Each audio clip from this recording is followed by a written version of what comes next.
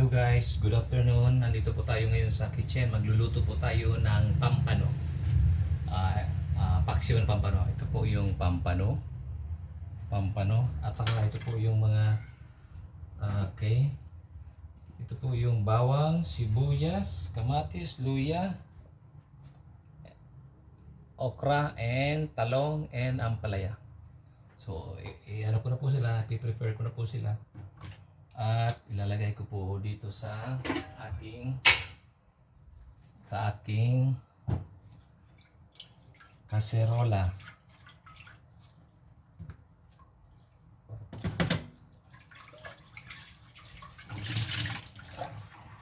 Yan. Unang-una, ito muna yung mga gulay ang ayusin ko. Yung mga gulay muna. Ito muna ang ampalaya. Iwain ko to. Tanggalin ko yung ano niya. Yung mga buto-buto niya.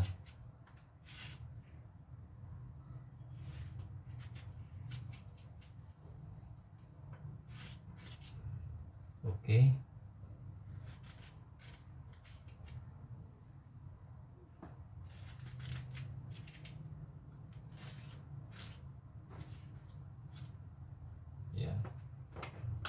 Tapos i-slice ko po siya. Tama-tama lang pag-slice.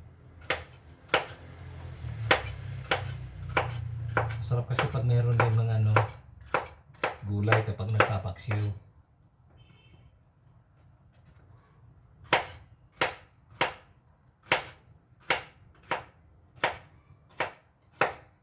Ayan o.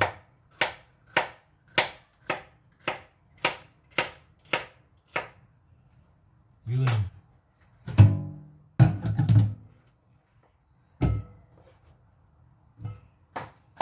Nahulog yung talong. Tugasan ko lang siya.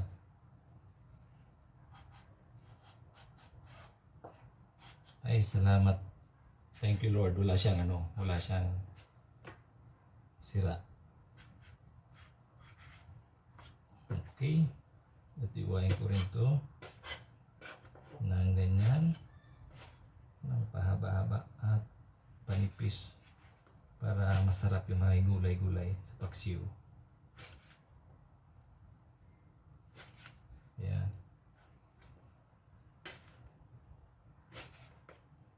Nabili ko na ito kahapon. Piniprepare ko lang guys kasi kahapon may ulam na kami kahapon.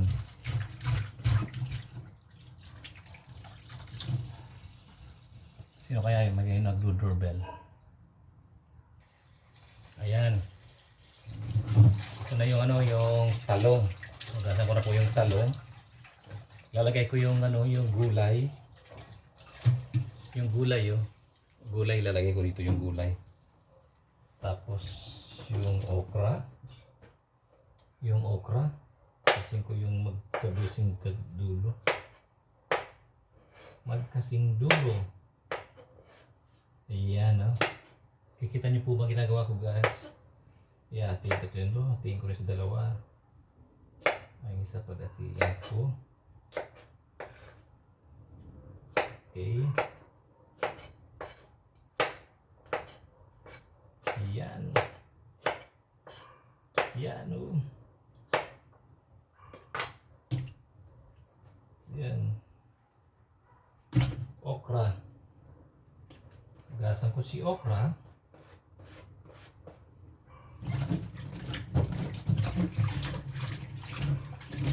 Yan, gasan ko si okra.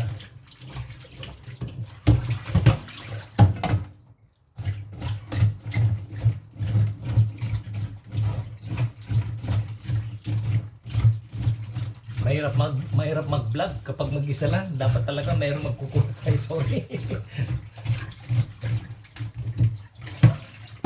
Ayan yung okra.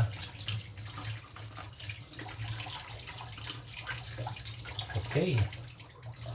Next na yung isda. masangkulit tong isda kasi parang may ano, para ayoko nang masyadong malansa. Ayoko nang malansa. Kaya gusto ko yung masyadong ano siya. Hindi siya malansa kapag niluto ko. Masarap ang pampano. Ang pampano mahal eh. Ang 1 kilo niya nasa 480. So nakuha ko lang 1 piraso lang. Kasi dalawa lang kami kakain. Dalawa lang kami kakain ni Lulu.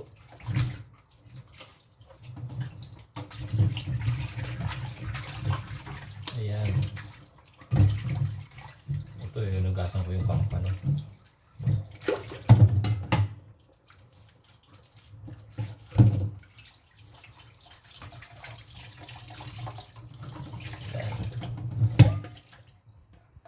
Ito na yan guys, oh, yung pampano. Yan oh.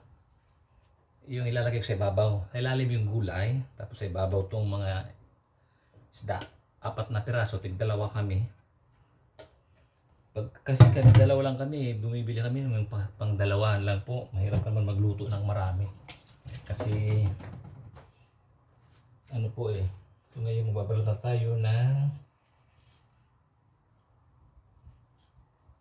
luya. Luya po.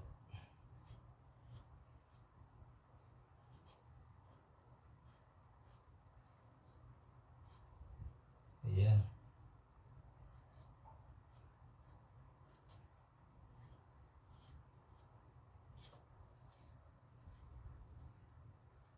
Para hindi siya balansa, lalagyan ng luya. At iiwain siya ng manipis.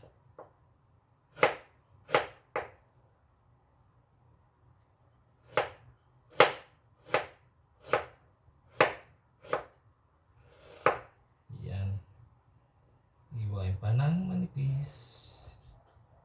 Parang chop-chop steak.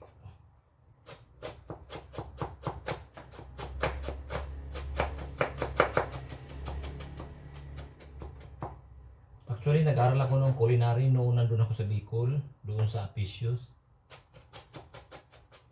Ito guys, oh. Sinachap ko yung ano, yung luya. Masarap kasi pag maraming luya. Yan. Yan, luya.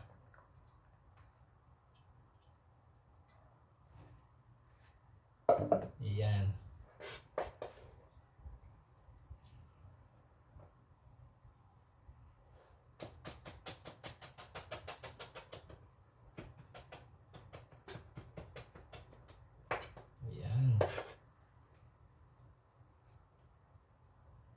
Okay. Next, bawang na, bawang.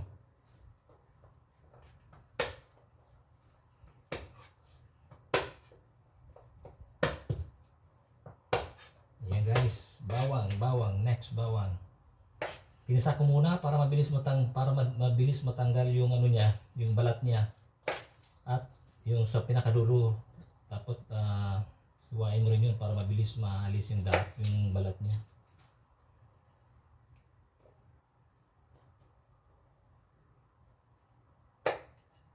Ayan. So, pasensya na guys.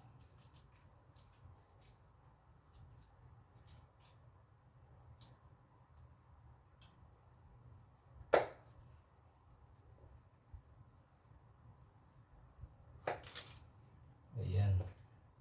And then, i-chop ko siya.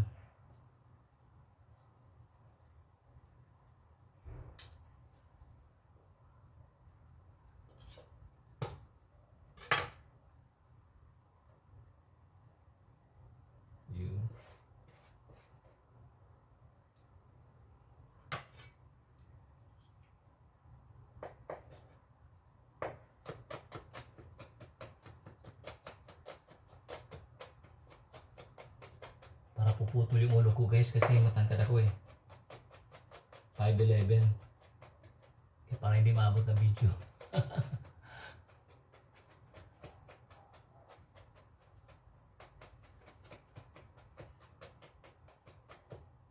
Yan. Slice na. Ayun. Nilagyan na ng bawang. Next is sibuyas.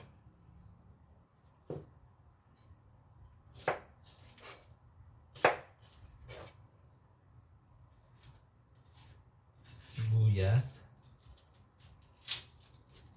Yan. Slice na natin yung sibuyas. Yan. Iwas tayo para ano tayo sugatan. Dahan-dahan lang pag-iwa. Yan. Ayan. Ayan na ito guys. Oh. Lalagay ko na yung sibuyas. Tapos iwa-iwalay ko pa siya kasi buo siya. Parang onion rings ba? Para maganda. Para masarap. Tapos kamatis. Lagyan natin ng kamatis. So malapit na ako mag-prepare. Kasalang ko na siya.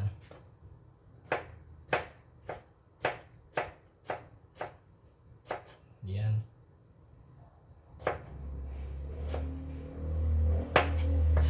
Yan, ganun lang kasimple guys. Masarap pag nagpaksiw talaga ako guys. Masarap pag magpaksiw. Ayan. Ayun. So lagyan natin ang suka. Estimate lang po natin yung suka. Dati may lagayan ako rito. Sana yung measuring cup rito. Pero wala yung measuring cup. In-estimate ko na lang guys. Ayun. Tama-tama lang. Ngayon, lagyan natin ng konting mantika. Konti lang, konti lang. Ayan, para at least masarap-sarap, medyo masarap siya. So, lagyan natin ng konting asin. Ito. 1 teaspoon lang. At lagyan natin ng paminta.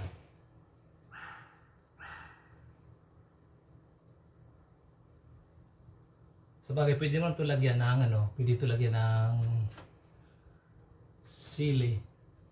Sili, yung malalaking sili, kaso bawal sa akin yung sili. Tapos kaya Gumski, bawal din sa kanya yung yung sili.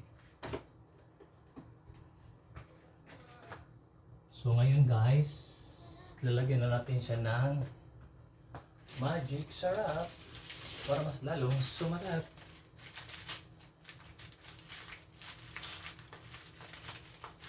Okay. At saka lagyan natin ng tubig guys. Estimate na natin yung tubig. Pick up ko rito, 2 tubig. Lagyan ko muna ng magic sarap. Pag gano'n masyadong maraming magic sarap. Yan, wait lang guys. Yan. Tayo. Yan.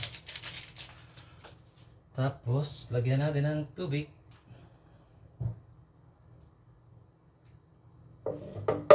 Ayan. Mga at least mga 3 cups nito. 2 lang. Tama na. Ayan, 2 lang. So, isasalang ko na siya. Sasalang ko na siya guys dito sa sa La Germania. Ayan yan ang pampano. Paksiw pampano.